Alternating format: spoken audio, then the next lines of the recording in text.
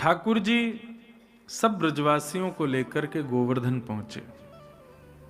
बंधुओं, जब किसी वैष्णव का धन असदव्यय होता है ना, गलत जगह पर खर्च होता है, तो ठाकुर जी को पीड़ा होती है।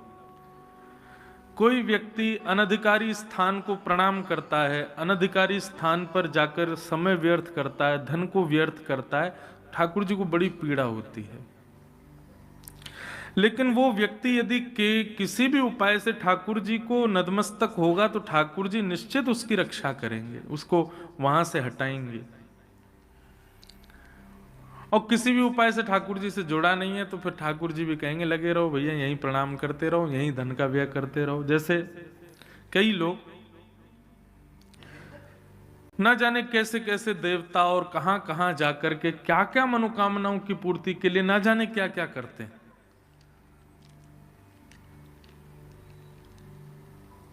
हमारे लाल जी की शरणागत एक बार हो जाओ तो फिर सर्वत्र इन्हीं को ही अर्पित कर दो। फिर उसके बाद विश्वास इतना दृढ़ होना चाहिए आपका कि ये सब रक्षक हैं, ये सब कल्याण करेंगे हमारा। अनन्य भक्ति किसको कहते हैं? न अन्य इति अनन्य, जहां पर एक के अतिरिक्त अन्य की भावना मन में ना आती हो। अच्छा, एक बात और कहें, हमारे बालकृष्ण प्रभु वो भगवान हैं, साक्षात नारायण ही कृष्ण रूप में प्रकट हुए। बाकी जितने भी सब देवता हैं। कोई बड़े छोटे की बात नहीं है कि कोई बड़े हैं कोई छोटे, ऐसा नहीं है। अगर आपकी उपासना के केंद्र में शंकर जी हैं तो उनको पूजो, हनुमान जी हैं तो उनको पूजो, आदि आदि जो भी है सबको पूजो, पर फिर एक के ही रहो। अन्य देवों को प्रणाम करो, अन्य देवों के पास जाने का अवसर मिले वहां जाओ, पर अपने हृदय में इष्ट एक को ही रखना चाहिए। परंतु हम कहेंगे भैया ब्रजवासी हैं, यदि इष्ट के रूप में श्री कृष्ण आ जाएं तो फिर किसी अन्य की आवश्यकता नहीं। इसी को अनन्य भक्ति कहते हैं। श्रीमद् वल्लभाचार्य जी महाराज एक बार ब्रजभूमि आए। उनके आगे पीछे इतने वैष्णव चल रहे थे, रोड सबको आगे से हटाते हुए चल रहे थे, हटो हटो हटो, स्वामी जी आ रहे हैं, श्रीमद् वल्लभाचार्य जी आ रहे हैं। एक ब्रजवासी अपने खेत में बैठा था, तो शिष्यों ने आकर के कहा, बोले आगे से रास्ता खाली करो भैया, श्रीमद् वल्लभाचार्य जी महाराज आ रहे हैं। तो ब्रजवासी ने कही, बोले श्रीमद् वल्लभाचार्य जी कौन है? तो उनके शिष्यों ने कहा, बोले वो भगवान के अनन्य भक्त हैं। तो ब्रजवासी ने कही, बोले कि वे अनन्य भक्त हैं तो हम ठाकुर जी के फनन्य भक्त हैं। शिष्यगण बोले, बोले फनन्य क्या होता है? फनन्य कोई शब्द ही नहीं होता। बोले हमने अनन्य भी नहीं सुना कभी, ब्रजवासी तो ऐसे ही होते हैं। तो वैष्णव बोले फनन्य क्या होता है? तो ब्रजवासी बोले पहले तुम बताओ अनन्य किसे कहते हैं? बोले न अन्य इति अनन्य, जो कृष्ण के अलावा अन्य किसी देवता को चित्त में धारण नहीं करते उनको अनन्य कहते हैं। अब तुम बताओ फनन्य किसको कहते हैं? तो ब्रजवासी बोलो कृष्ण के अलावा और भी कोई देवता होते भी हैं, ये भी जिसको नहीं पता हो वो फनन्य भक्त है। आप कम से कम जानते तो हो कि कृष्ण के अलावा भी देवता है। हमें तो पता ये है कि हमारा कन्हैया ही है, बाकी अलावा कोई है ही ना है। ये भक्ति जिसकी है वो फनन्य भक्त। अच्छा, फनन्य कोई शब्द नहीं होता, ये ब्रजवासी तो ऐसे ही आनंद करते हैं। तो अनन्य भक्ति। तो वैष्णव जब ठाकुर जी से किसी भी प्रकार का संबंध बना लेता है, एक बार भी ठाकुर जी को नैन भर के देख लेता है, तो फिर उसके बाद वो गलत जगह धन खर्च करता है या गलत जगह जाता है, गलत समय व्यर्थ करता है, ठाकुर जी को कष्ट होता है। ब्रजवासी सब ठाकुर जी के आने के बाद ठाकुर जी के संग लीला कर रहे हैं, ठाकुर जी उनके संग सहजता से रह रहे हैं, लेकिन उसके बाद भी वे सब देवता इंद्र की पूजा कर रहे हैं। ठाकुर जी को लगा इससे तो इंद्र का अभिमान बढ़ेगा, और भगवान ने सब ब्रजवासियों से कहा कि भैया पूजना है तो नारायण को पूजो, क्योंकि उनके पूजन से सबका पूजन हो जाता है। उनमें सब देवता विद्यमान हैं। किसी एक की सेवा करके, निष्ठा करके अन्य देवताओं को नाराज मत करो। नारायण को पूज लो, सबको पूज लोगे। ब्रजवासी सब बोले लाला बरसंते चली आ रही, हमारी पूजा रुक जाएगी। बोले नहीं रुकेगी, आप चलो। गोवर्धन नाथ के शरणागत है जाओ, वे आप पे कृपा करेंगे। इंद्र नाराज भयो तो बोले गिरिराज जी सब मंगल करेंगे। सब ब्रजवासी ठाकुर जी की बात मान करके गोवर्धन गए, 56 भोग लगाए।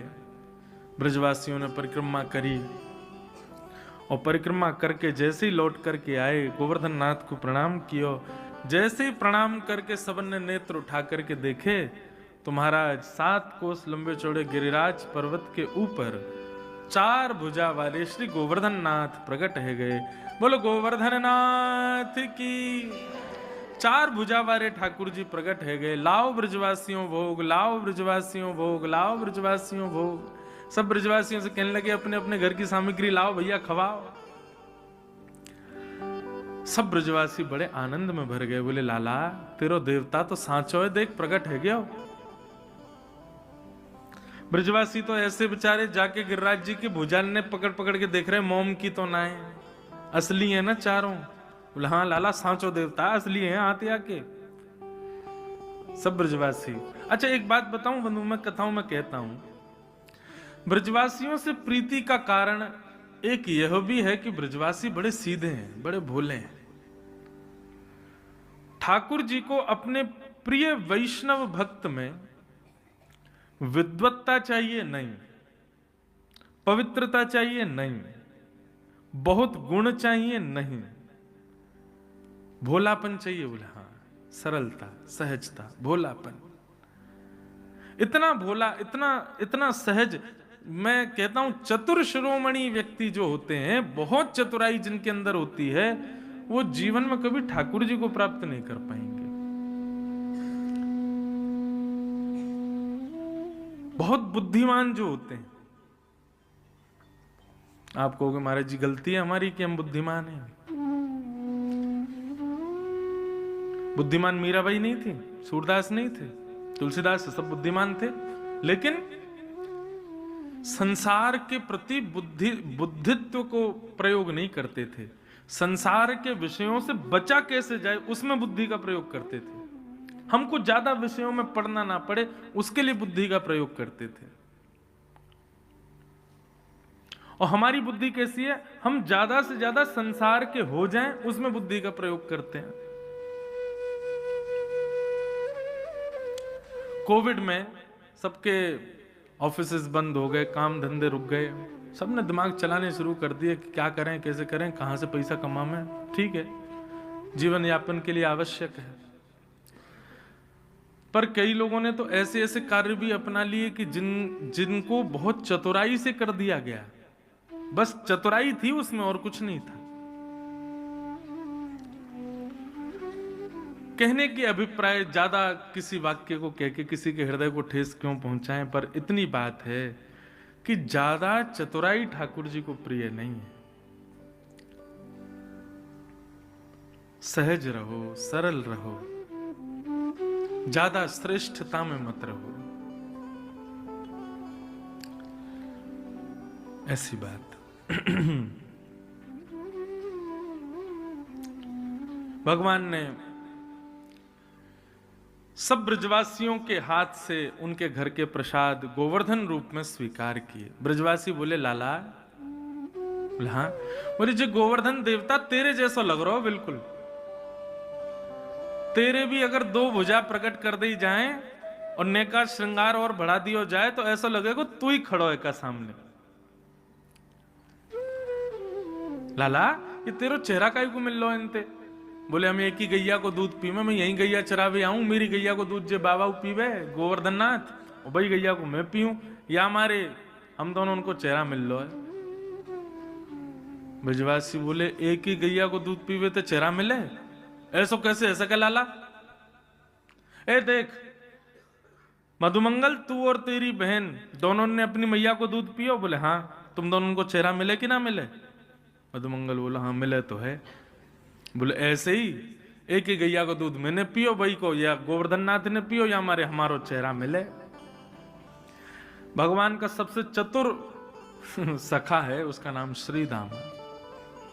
श्रीधाम बोलो लाला एक बात बता, एक ही गैया को दूध पीवे तो चेहरा मिलता, तो वह बछड़ा को चेहरा हमसे क्यों ना मिले? वो तो गैया को दूध पीवे। ठाकुर जी बोले अब बातन ने मत बनावे, ऐसे ही बोल तो रे कर, इन बातन ने माने कर, स्वीकार करे कर, एक ही गैया को दूध पीवे थे हमारो चेहरा मिलो। और ब्रजवासी मान गए, अच्छा लाला तू सांची कह रो, यही मारे चेहरा मिल लो होगो। ठाकुर जी ने कितनी लीलाएं कर दी, कितनी योग्यताएं प्रकट कर दी, कितने विशिष्ट क्रियाएं कर दी, लेकिन ब्रजवासियों को कभी ऐसा नहीं लगा कि ये हमारो लाला भगवान है।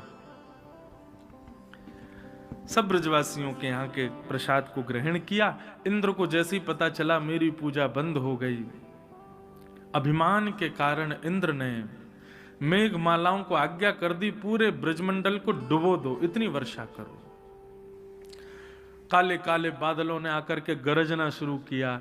ब्रजवासी घबरा गए, बोले लाला हम पहले ही मना कर रहे हैं, इंद्र की पूजा देख देख इंद्र नाराज है।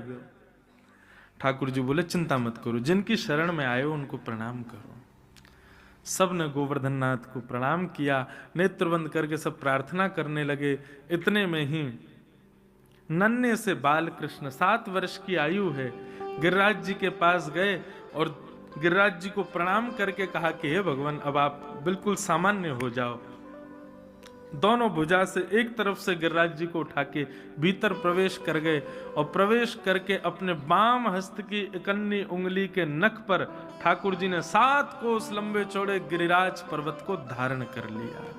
बोलो गिरवरधारी गोपाल की। सब ब्रजवासियों को कह दिया आ जाओ आ जाओ, सब गिरिराज जी की शरण में आ जाओ, इंद्र तुम्हारा कछु ना बिगाड़ पाएगो। सब ब्रजवासी बोले अरे अरे देखो देखो देखो हमारे लाला ने गिरिराज जी उठा लिए, अरे भैया गोवर्धन पर्वत उठा लियो। सब ब्रजवासी आकर के नीचे खड़े हो गए, सब ने अपनी अपनी छड़ी लगा ली। ठाकुर जी त्रिभंग लली अपने नख पर गिरिराज जी को धारण करके खड़े हैं। ब्रजवासी ने अपनी अपनी छड़ी लगा ली। ठाकुर जी बोले छड़ी क्यों लगा रहे हो भैया? ब्रजवासी बोले लाला गिरिराज जी नीचे आ जाएंगे। बोले ना मैंने उंगली लगा रखी है, ना आवेंगे। अरे लाला तू भी ऐसी बात करे, तेरी उंगली पे उठ रहे होंगे गिरिराज जी, ये हमने अपनी छड़ी पर टेक रखे हैं। ठाकुर जी बोले अब तो मान जाओ भैया, मैंने उठाए गिरिराज जी। लाला तू देख बातन ने मत बनाए कर, चल अपनी उंगली नीचे कर ले, हमने छड़ी लगा ली, अब गिरिराज जी नीचे ना आवेंगे। अरे हम सब शरणागत है गए गिरिराज जी के, गिरिराज जी हमारे इष्ट है गए, अब गिरिराज जी रक्षा करेंगे, हमने छड़ी लगा ली है, तू अपनी उंगली नीचे कर ले। ठाकुर जी ने जैसे ही अपनी उंगली नेक नीचे करी महाराज, हल्की सी नीचे करते ही पूरे गिरिराज जी नीचे आने लगे, चट चट चट सबकी छड़ी टूटने लगी। सब बोले लाला संभाल संभाल संभाल। ठाकुर जी ने फिर से उंगली लगाई, गिरिराज जी संभाले। ब्रजवासी की छड़ी टूट गई। सब ब्रजवासी बोले लाला ये सांची में तेरी उंगली पर टिक रहे गिरिराज जी। ठाकुर जी बोले हम बे। बोले ऐसे कैसे? ठाकुर जी बोले हम जय जय हैं, हम जय जय हैं, चल ए मधुमंगल सीता में चल प्रणाम कर, हम जय जय हैं, ये हमने उठा रखो गिरिराज पर्वत। ब्रजवासी बोले लाला हम ऐसे ना मानेंगे, तू सांची बता तेने कहा कियो ऐसा जो तोते गिरिराज जी उठ गए। अरे भैया मैं बता तो रहा हूं, मैं जय जाऊं, मैं भगवान हूं, या हमारे मैंने उठा लिए। ब्रजवासी बोले तू जो कहेगो सो मानेंगे, लेकिन या बात को ना मानेंगे कि तू भगवान है। प्रेम में प्रभुत्व स्वीकार नहीं होता। ठाकुर जी के नेत्र एक बार को सजल हो गए ब्रजवासियों के प्रेम पर। सांसारी व्यक्ति कैसा कि उसके प्रभुत्व को नहीं पहचानोगे, नहीं उसके प्रभुत्व में उसका सम्मान करोगे तो वो दुखी होगा। अरे बताओ ये मेरी गरिमा नहीं समझ रहे, मेरा यश नहीं समझ रहे, मेरी वैल्यू नहीं कर रहे। और ठाकुर जी को इस बात की प्रसन्नता है कि मैं भगवत तत्व भी प्रकट कर देता हूं, तब भी इन लोगों का प्रेम मेरे प्रति लाला का ही रहता है, भगवान का नहीं हो रहा है। हमारे सामने कोई नेक चमत्कार कर दे भैया वा के चरणन में गिर जामे हम। यहां ठाकुर जी ने 21 किलोमीटर ऊंचे लंबे चौड़े पर्वत को उठा लिया, तब भी ब्रजवासियों को यह विश्वास नहीं हो रहा कि लाला ने चमत्कार किया।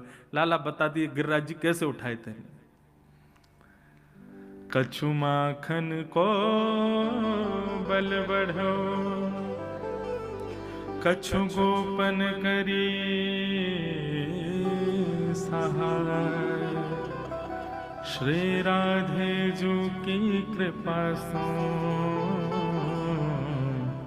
मैंने गिरवर लियो उठाए।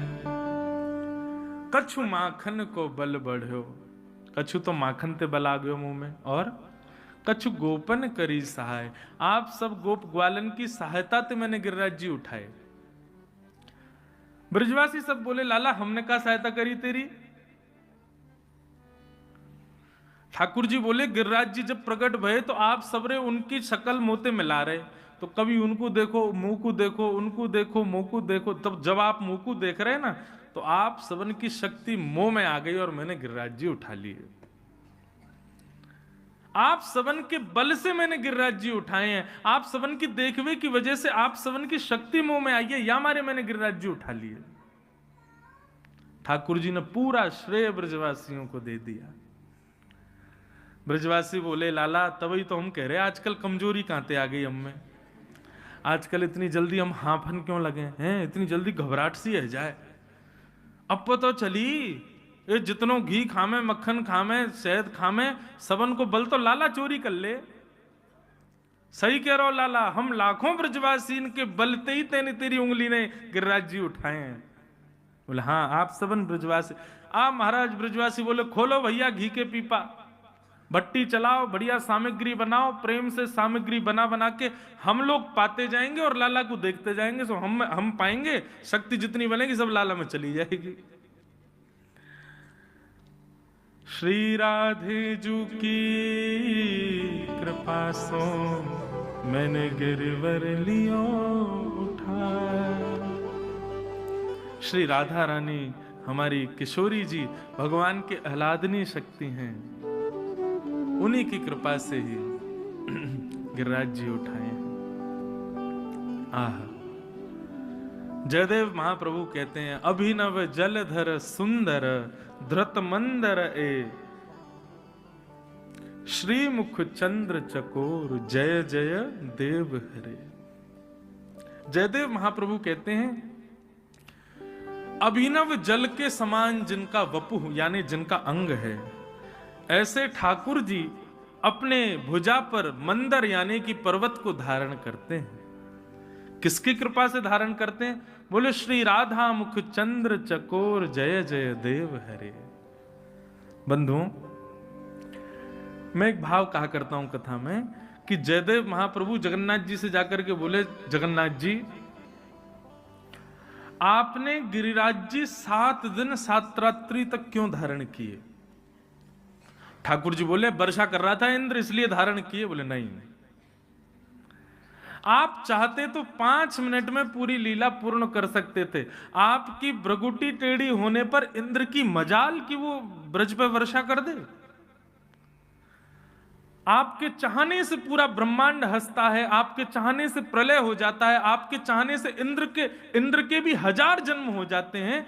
आप चाह जाते और एक बार यदि इंद्र को ऐसे देख लेते खड़े खड़े तो इंद्र की हिम्मत नहीं थी कि वो वृंदावन पर वर्षा कर दे।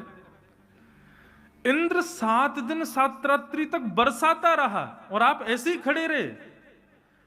एक आध घंटे 2-4 घंटे की बात समझ आती है, भगवान 7 दिन तक आपने इतना सहा क्यों इंद्र के क्रोध को? बहुत सावधानी से सुनो, सहने की भी एक समय होता है, इतनी देर ही सहा जा सकता है। कोई 7 दिन 7 रात्रि तक सह ही रहा है। ठाकुर जी मुझे तो लगता है इसमें भेद कुछ और है। ठाकुर जी बोले क्या भेद है? बोले भगवान मुझे ऐसा लगता है आपने जब गिरिराज जी धारण किए ना, धारण तो किए थे इंद्र की वर्षा से बचाने के लिए, लेकिन तभी आप मन में विचार कर रहे थे कि अब इंद्र को आज्ञा करूं कि वर्षा बंद कर दे, समझ जाए हमारी लीला को। लेकिन तभी आपने दृष्टि गोचर करते हुए सामने देखा तो असंख्य ब्रजवासी खड़े थे, घिच पिच करके सारे ब्रजवासी आपके चारों ओर खड़े थे और उसी में आपने दर्शन किया कि आपके ठीक सामने श्री किशोरी जी खड़ी हैं, श्री लाडली जी, श्री राधा रानी खड़ी हैं। उनको देख करके आपने मन में विचार किया, भैया और दिना तो ये कभी कहीं चली जाएं, कभी कहीं चली जाएं, हमारो इनको मेल ही ना है पाए। कभी हम नैन भर के देखने को प्रयास भी करें तो कोई ना कोई ऐसी काम आ जाए कि हमको जानो पड़े। ये समय बढ़िया है, ये वो कहीं ना जाएंगी, हम भी कहीं ना जाएंगे, ब्रजवासी सब घिच बिच के खड़े हैं, बढ़िया श्री जी के दर्शन होते रहेंगे, अनवरत श्री जी के कपाट खुले रहेंगे, ना शयन की भय है, ना उत्थापन को भय है। श्री जी सामने खड़ी हैं, दर्शनार्थी बन के हम यहाँ खड़े हैं। अब तो भैया या समय को जितना हो सके उपयोग करो। आप इंद्र को इशारा कर रहे थे कि वर्षा बंद करो, लेकिन तभी आपने इशारा किया, अपने सबरे भंडार खोल दे, जितनो तेरी सामर्थ्य उतनी वर्षा कर। ये गिरिराज जी जब तक रहेंगे तब तक श्री जी हमको दिखती रहेंगी। या हमारे 7 दिन 7 रात्रि तक आप ऐसे ही खड़े रहे। श्री जी को देखने के लिए, हमारी किशोरी जी को दर्शन करने के लिए आपने 7 दिन 7 रात्रि तक गिरिराज जी धारण किए। ठाकुर जी, यही है भेद। जैसे ही जयदेव महाप्रभु ने ये बात कही तो जगन्नाथ जी के नेत्र सजल हो गए।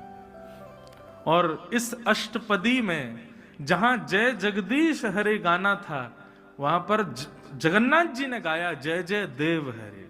हे जयदेव, तुम्हारी जय हो, तुमने हमारे भेद को समझ लिया। वास्तव में गिरिराज जी हमने 7 दिन तक इंद्र के कोप के लिए नहीं, श्री जी के दर्शन के लिए धारण किए, श्री जी के दर्शन के लिए धारण किया। बंधुओं, पूरा विश्व ठाकुर जी के दर्शन करे। कई लोग कहें ना वृंदावन में श्री जी क्यों ना दिखें। अनेक उदाहरण में कथाओं में बताता हूं। श्री जी घूंघट करके बैठी हैं, श्री जी इसलिए ऐसे बैठे, श्री जी के दर्शन इसलिए नहीं है। वास्तव में अपने निज ठाकुर को सब छुपा करके रखते हैं। अपने निज ठाकुर को छुपाना चाहिए, सबको दर्शन नहीं कराने चाहिए, कभी कभी करा दो। पूरे विश्व को वृंदावन में दर्शन होते हैं ठाकुर जी के, श्री जी के क्यों नहीं होते? बोले क्योंकि श्री जी ठाकुर जी की निज ठाकुरानी है, या हमारे ठाकुर जी ने वो छुपा के भीतर बैठा रखी हैं। उनके दर्शन तो किशोरी जी के दर्शन तो ठाकुर जी करें, हमको अधिकार नहीं, वो तो लाल जी करें। कभी लाल जी अनुग्रह करेंगे तो श्री जी के दर्शन हो जाएंगे, तो श्री जी कृपा करेंगे। बंधु, दोनों परस्पर हैं। श्री जी कृपा करेंगी तो लाल जी प्राप्त, लाल जी कृपा करेंगे तो श्री जी प्राप्त। लेकिन एक बात, यदि दोनों चाहिए हो तो 2 लोग हैं जो दोनों युगल को प्राप्त करा सकते हैं। एक तो श्रीधाम वृंदावन और दूसरी श्याम सुंदर श्री यमुना मैया। इन 2 की उपासना कर लोगे तो ये युगल को प्राप्त करा देंगे। श्री जी को ज्यादा उपासना करोगे ठाकुर जी मिलेंगे, ठाकुर जी की ज्यादा उपासना श्री जी मिलेंगे, लेकिन वृंदावन की उपासना करोगे तो दोनों मिल जाएंगे, दोनों की कृपा हो जाएगी।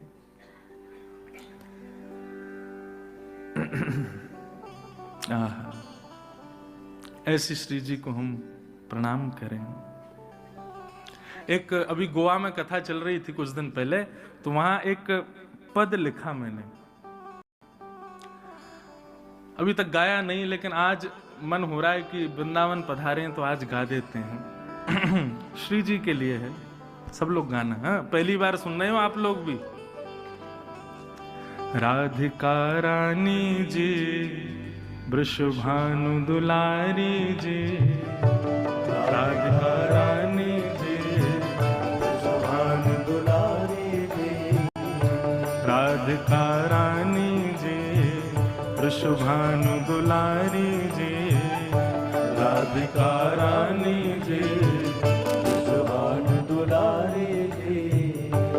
ओ सुन लो अर्ज हमारी, हमारी रहूं ब्रज रज को उपास, उपास रहूं ब्रज रज को उपास, हे उपास रहूं ब्रज रज को उपास, उपास रहूं ब्रज रज को उपास।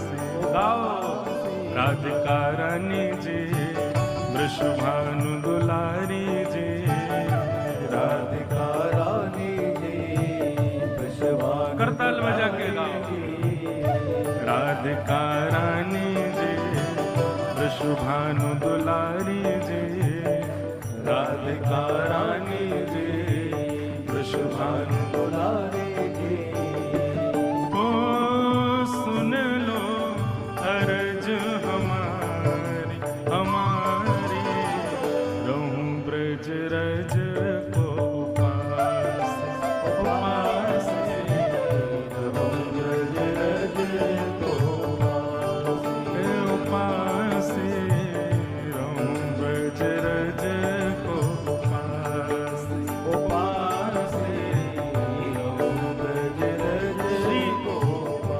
किशोरी जी से प्रार्थना है कि ब्रजरज की उपासना हमारी बनी रहे। हे किशोरी जी, ऐसी आप कृपा करो। मैं कथा में कहूं भैया, लाडली जी को नाम जपोगे तो लाल जी मिलेंगे, लाल जी को नाम जपोगे तो लाडली जी मिलेंगी, लेकिन या ब्रज को नाम रटोगे तो सब मिल जाएंगे।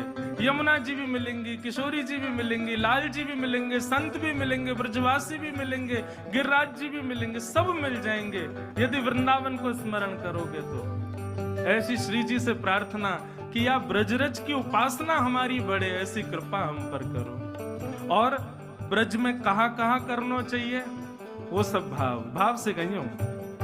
ब्रजवासिन के मधुकर पाऊं, ब्रजवासिन के मधुकर पाऊं, ब्रजवासिन के मधुकर पाऊं, ब्रजवासिन के मधुकर पाऊं। श्री राधा रमण को मन में बसाऊं, राधा रमण को मन में बसाऊं, श्री राधा रमण को मन में बसाऊं, राधा रमण को मन में बसाऊं, मन में बसाऊं, कृपा अभिलाषी जी, राधिका रानी जी, कृपा अभिलाषी जी, राधिका रानी जी, कृपा अभिलाषी जी, राधिका रानी जी, कृपा अभिलाषी जी, राधिका रानी जी।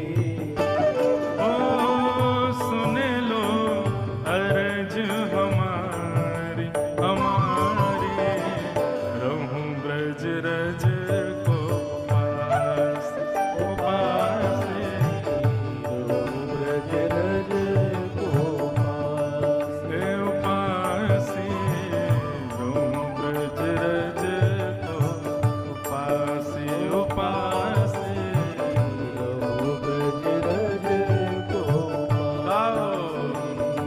राधिका रानी जी, वृषभानु दुलारी जी, राधिका रानी जी, वृषभानु दुलारी जी।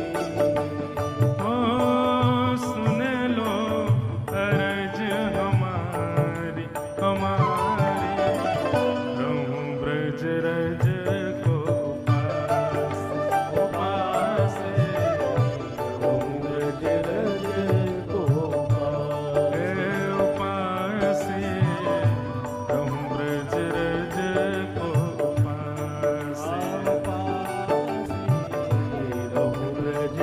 वृषभानु दुलारी की।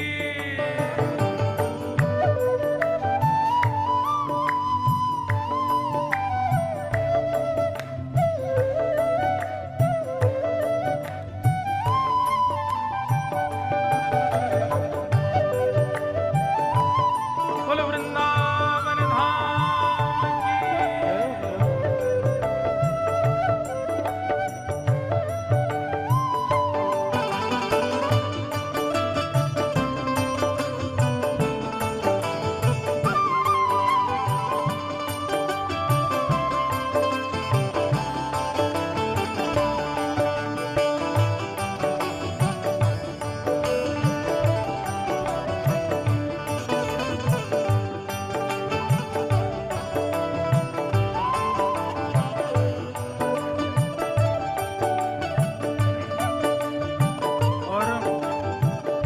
मधुकरी पाऊं ब्रजवासिन के यहाँ के।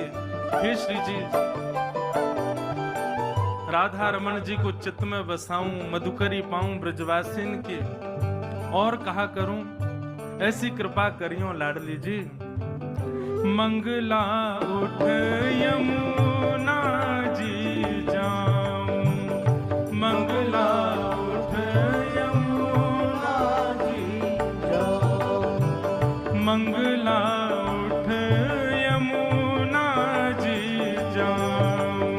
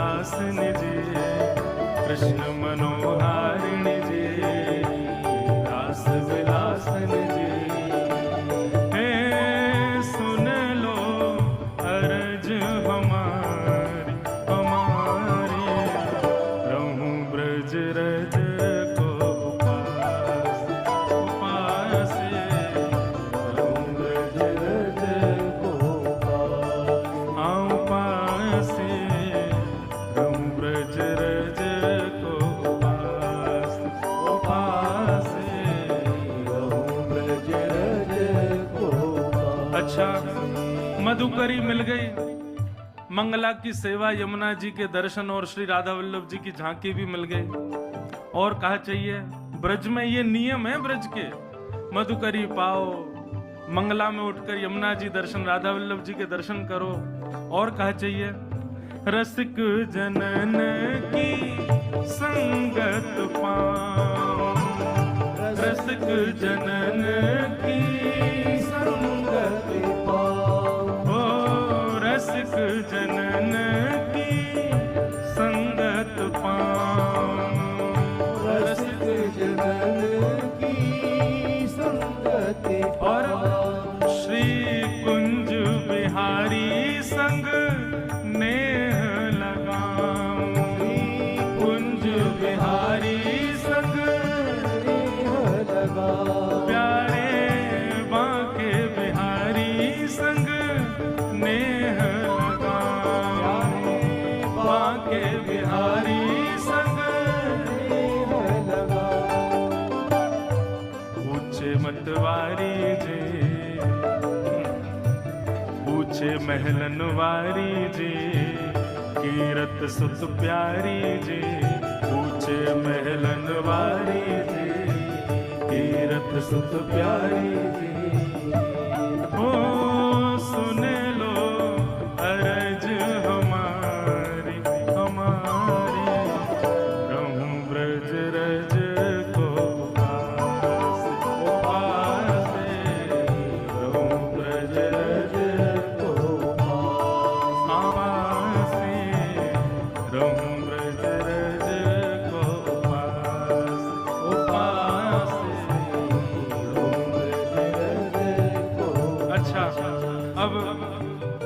हम जो कोई भी पद लिखते हैं ना, उसकी जैसे छाप होती है, अंत में लेखक को अपना नाम लिखना पड़ता है।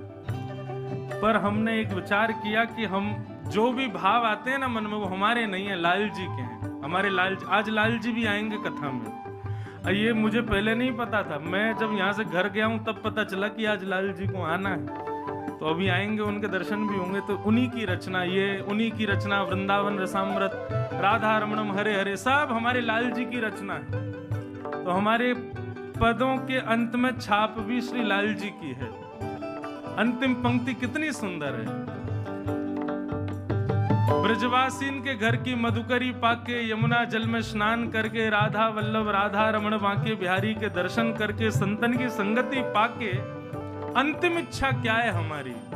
बहुत सुंदर बात। गोवर्धन पर्वत पे राजो, गोवर्धन पर्वत पे राजो, गोवर्धन पर्वत पे राजो, गोवर्धन पर्वत पे राजो। और हे किशोरी जी, गिरिराज पर्वत पर आप विराजो, लेकिन अकेले नहीं विराजो, किसके संग विराजो? गिरधर लाल संग दर्श करा दो, गिरधर लाल संग दर्श करा दो, हाँ गिरधर लाल संग दर्श करा दो, गिरधर लाल संग दर्श करा दो। ब्रज की रानी जी, अति सुकुमारी जी, ब्रज की रानी जी, अति सुकुमारी जी, ब्रज की रानी जी, अति सुकुमारी जी, ब्रज की रानी जी, अति सुकुमारी जी। ओ सुन लो अरज हमारी, हमारी, रहूं ब्रज रज को उपासी, उपासी, रहूं ब्रज रज को उपासी, हे उपासी, रहूं ब्रज रज को उपासी, उपासी, रहूं ब्रज रज को उपासी। राधिका रानी जी, वृषभानु दुलारी जी,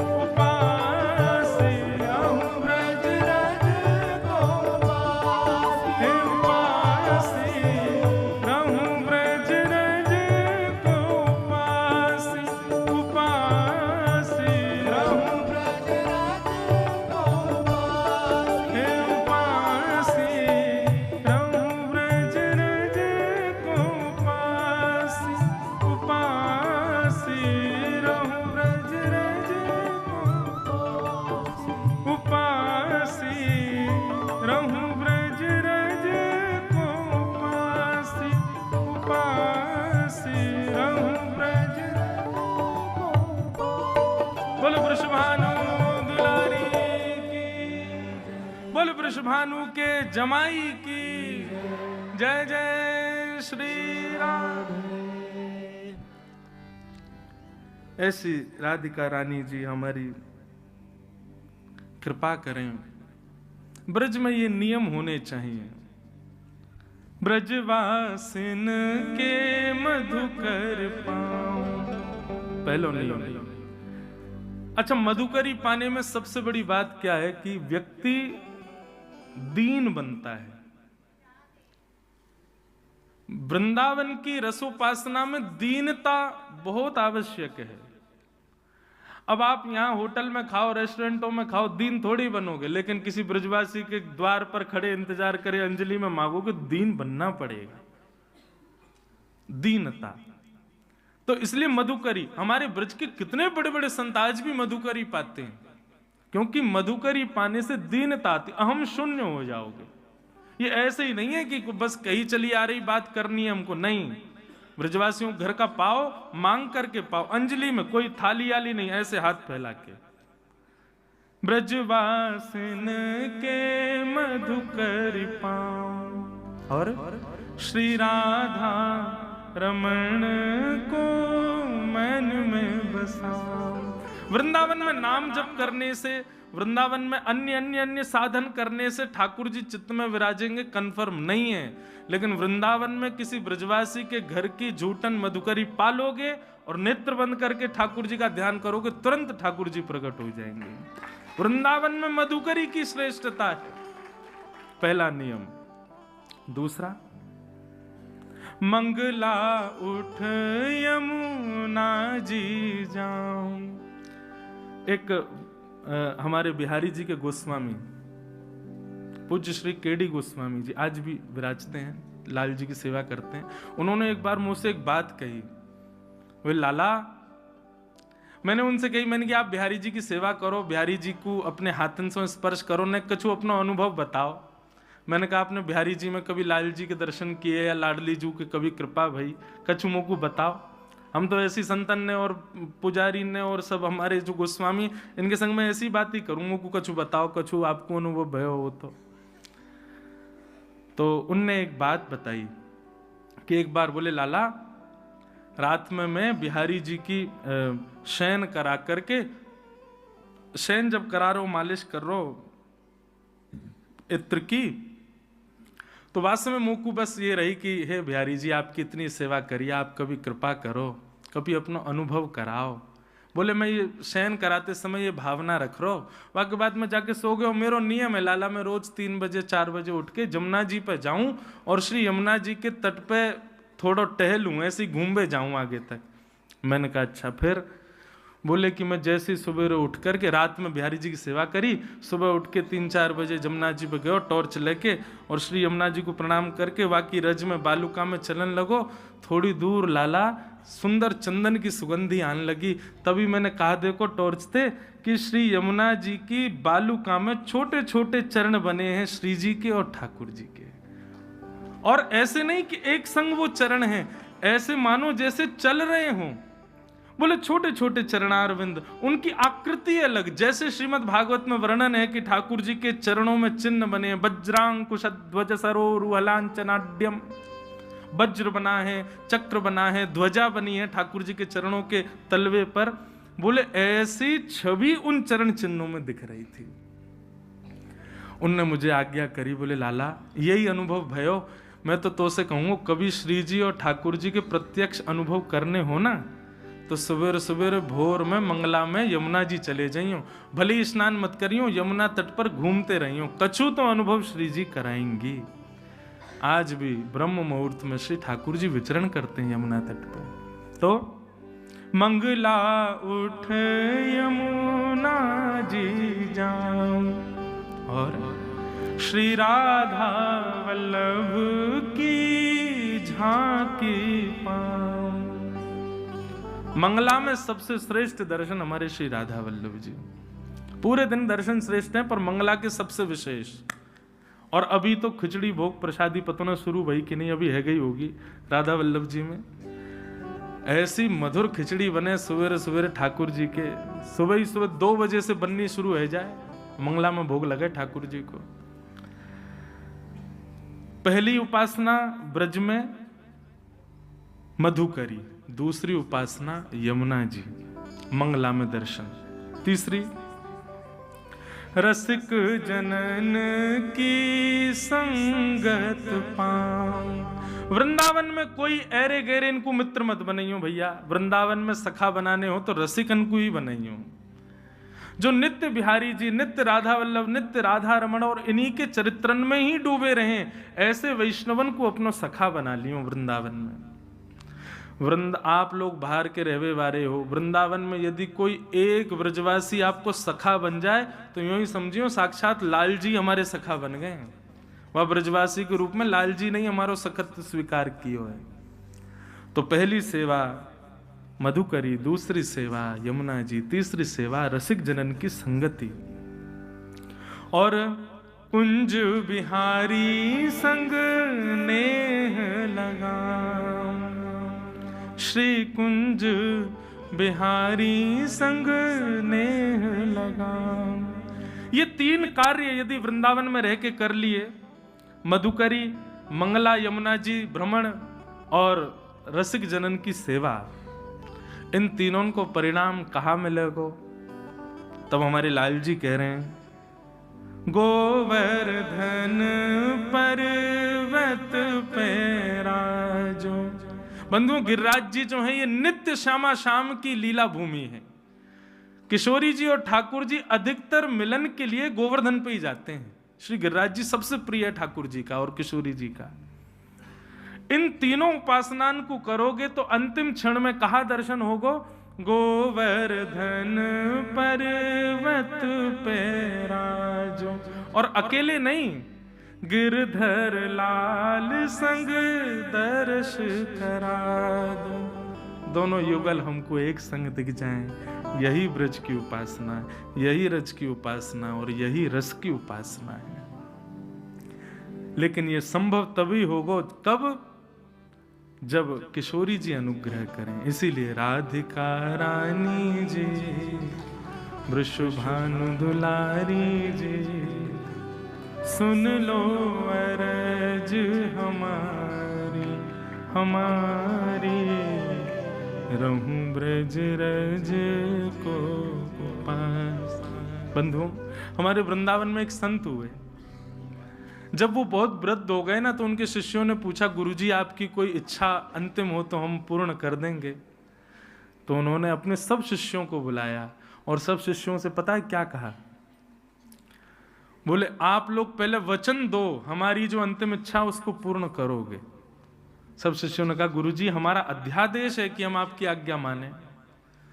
गुरुजी ने कहा, जब हमारे प्राण निकल जाए ना, तो एक बैलगाड़ी से हमारे शव को रस्सी से बांध देना और पूरे ब्रजमंडल में तब तक डुलाना जब तक हमारा तन ब्रज की रज में मिल ना जाए। इसी रज में ही पूरा तन घिस घिस करके जब बिल्कुल समिट जाए ना, तब तक घुमाते रहना पूरे ब्रज में।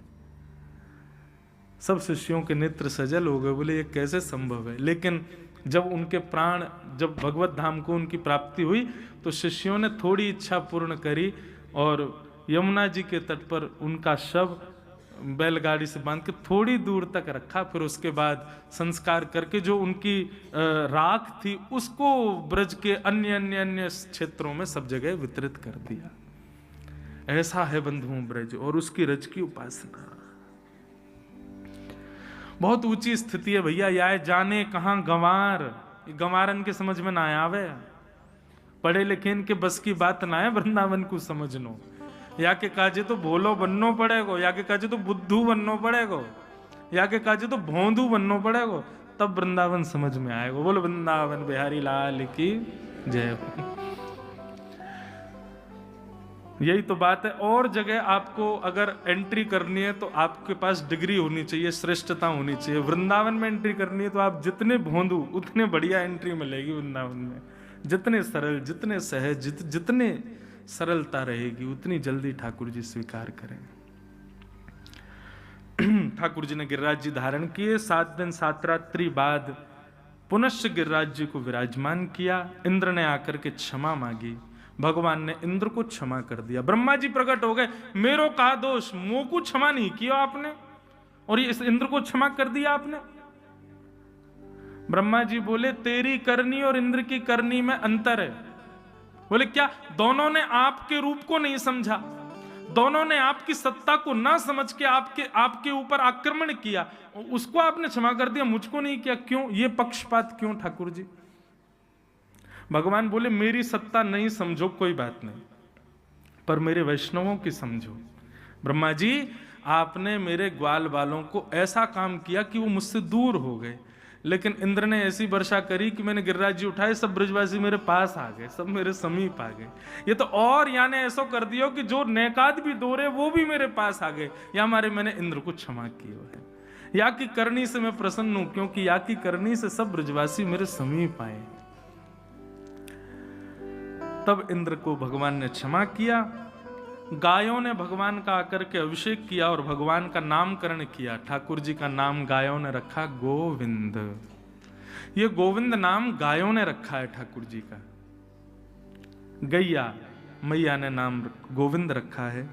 मैं बंधुओं एक जगह कहीं कथा जोधपुर में एक बार कर रहा था, तो वहां कथा कहते कहते भाव आया, और फिर भाव की पुष्टि के लिए संतों से मैं पूछ लेता हूं कि आज मंच पे ऐसा भाव आया, ये सही है कि नहीं। तो भाव ऐसा था कि वृद्धों को, जो वृद्ध हो गए, जिनके अब हाथ पांव नहीं चल पाते, ज्यादा बोल नहीं पाते, ज्यादा कहीं उठ बैठ नहीं पाते, ऐसे लोगों को यदि भजन करना है तो किस नाम से वे भजन करें ठाकुर जी का? तो गोविंद। ये गोविंद नाम का जितना उच्चारण वृद्ध लोग करेंगे ठाकुर जी, क्योंकि देखो कृष्ण बोलने के लिए युवा होना जरूरी है। वृद्धों से आप कृष्ण बुलवाओ, बोल ही नहीं पाएंगे, गलत सलत बोलेंगे। जिसकी बुद्धि स्थिर नहीं है, जिसका खान पान शुद्ध नहीं है और जिसकी तन की शुद्ध नहीं है, ऐसे 3 प्रकार के लोग कृष्ण शब्द का उच्चारण शुद्ध नहीं करते। इसलिए ऐसों के लिए गोविंद, और उसमें द न भी बोले, गोविंद गोविंद गोविंद गोविंद गोविंद। ये ठाकुर जी को बहुत प्रिय है। इसका प्रमाण ये है कि श्रीमद् भागवत में जो पहली स्तुति है वहां कुंती ने भगवान को गोविंद कहा है। कृष्णाय वासुदेवाय हरे परमात्मने प्रणतः क्लेशनाशाय गोविंदाय नमो नमः। गोविंद, ये गोविंद नाम ठाकुर जी को बहुत प्रिय है। इस नाम से ठाकुर जी को पुकारो।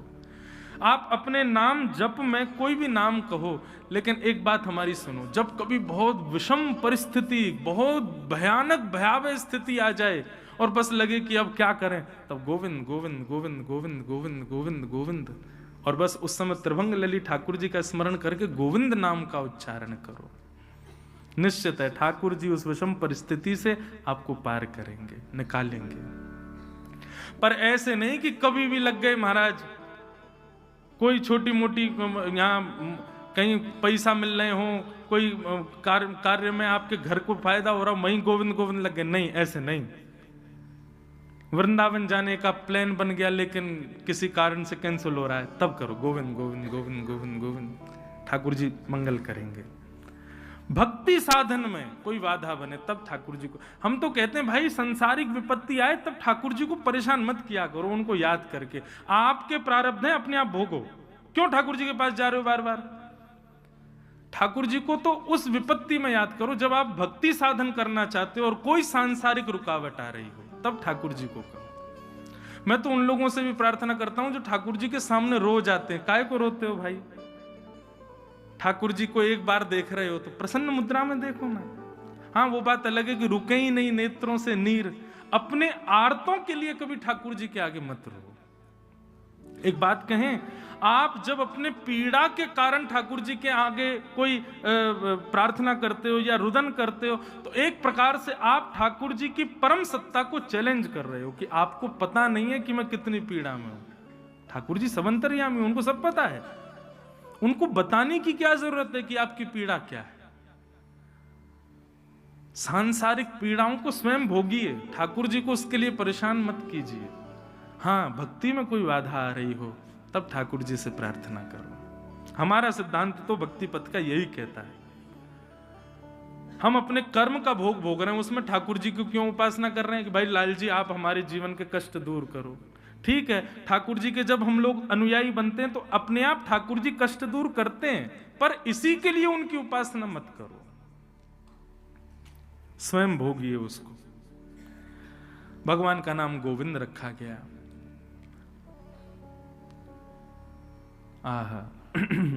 आगे एकादशी व्रत की कथा आती है।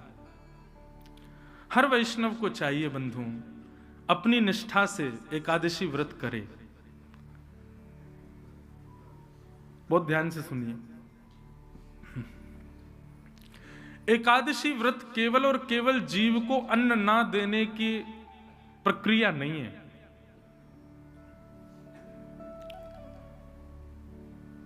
मेरे मन में ऐसा भाव आता है, जिस दूषितता को आप अपना जीवन का अंग बना चुके हो, कम से कम एकादशी के दिन उसका त्याग किया करो, वो श्रेष्ठ व्रत माना जाएगा। एक जगह की बात है, एक वैष्णव आए तो मैंने उनको कुछ दिया प्रसाद, ठाकुर जी का भोग। महाराज जी आज तो एकादशी है। मैंने कहा भैया तुम्हारी निष्ठा को प्रणाम, भोग नहीं लिया, लेकिन मैंने कहा कोई नहीं, ले जाओ कल पाल लेना। थोड़ी देर बाद मैं कमरे से बाहर निकल गया तो वो कहीं कोने में बैठे और सोई मैंने ओ भैया एकादशी आज, ये तो पत्ती है महाराज जी। मैंने की जे पत्ती और वो प्रसाद में तुम्हारी एकादशी टूट रही थी, इस पत्ती में नहीं टूट रही तुम्हारी एकादशी। लोग अपने मन के अनुसार एकादशी व्रत और ये व्रत और वो व्रत कर लेते हैं, ऐसा नहीं। इंद्रिय पर वशीकरण होना उसको व्रत कहलाता है, वो व्रत कहलाता है। इच्छाओं पर वशीकरण होना उसको व्रत कहते हैं। इंद्रिय से तो कई बार ऐसा होता है कि हम सुबह से निकले हैं किसी जरूरी काम से, रात तक भोजन नहीं हुआ, पूरे दिन भूखे रह लेते हैं। इंद्रियां तो कभी भी सहन कर लेंगी, मन नहीं सहन कर पाता। कई लोग एकादशी व्रत करते हैं लेकिन जीभ लपलपाती रहती है, कब द्वादशी आए कब भोजन करें। ये व्रत नहीं है। व्रत तो असली वही जहां आप अपनी मन पर काबू पाओ, अपने मन पर। कोई सामने 56 भोग धर दे, एकादशी है, तो आपके मन में जीभ में पानी भी ना आ जाए, तब समझो ये है एकादशी। केवल अन्न नहीं खाऊंगा इससे एकादशी नहीं होती। एकादशी व्रत की महिमा बताई गई और हर वैष्णव को एकादशी करनी चाहिए भैया।